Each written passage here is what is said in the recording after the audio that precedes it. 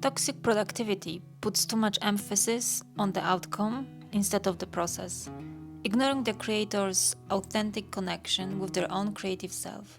Once toxic productivity has you in its grip, it's really hard to get out without having a creative burnout. As a neurodiverse learner, I was quick to embrace toxic productivity, as everyone I knew and the way the film industry was portrayed, rooted in the toxic productivity culture, was the only way up.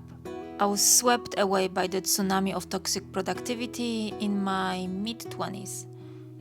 In practice, it meant that I forced myself to work regardless of how I felt about the quality of the work.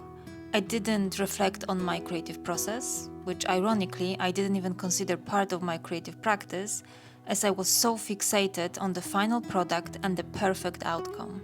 The version of my toxic productivity was strongly influenced by my insecurities, which I can easily trace back to my early education and how I was programmed to believe that whatever I did was never going to be good enough, as I couldn't magically turn myself into a neurotypical kid. I had a lot of learning difficulties, which I'm only able to talk about now, as masking was my default mode. Pretending to be someone you aren't takes a massive toll on a person.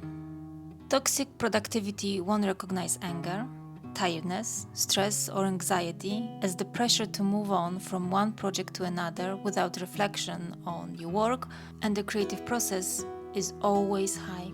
Toxic productivity won't allow rest, as it is seen as weakness to take unproductive time off.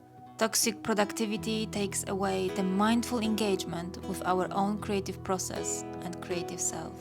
Unfortunately, finishing one piece of work isn't enough for toxic productivity, as there is always more that needs doing, and toxic productivity demands more and wants more instantly.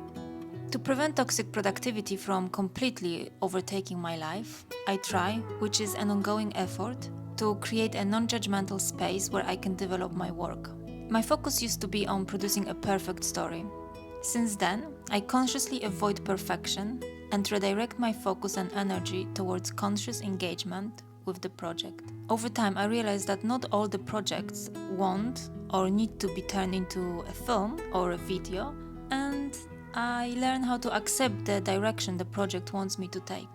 My creativity and creative momentum usually get rebooted when I'm patient with myself and engage in activities that bring me authentic joy, rather than focusing on endless, almost automated to-do lists.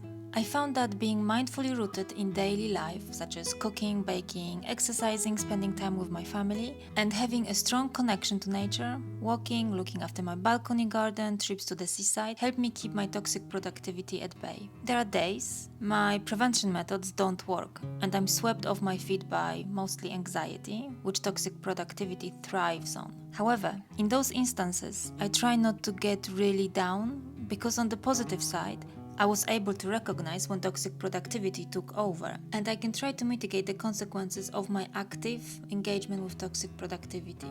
Confronting toxic productivity is a long process, and for me, that requires time, kindness, and in a way acceptance that it will never leave me.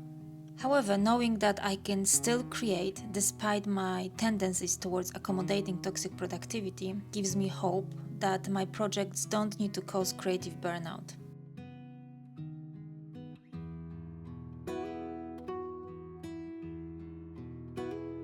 If you think you might be caught up in toxic productivity, I suggest taking some time off to analyze your work routine and approach to project development. Can you see a pattern emerging?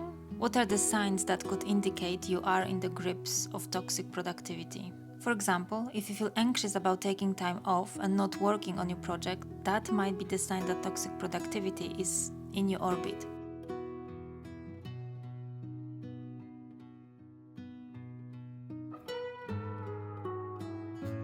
I truly hope you will find ways that could help you overcome toxic productivity and find joy in your creative and artistic work.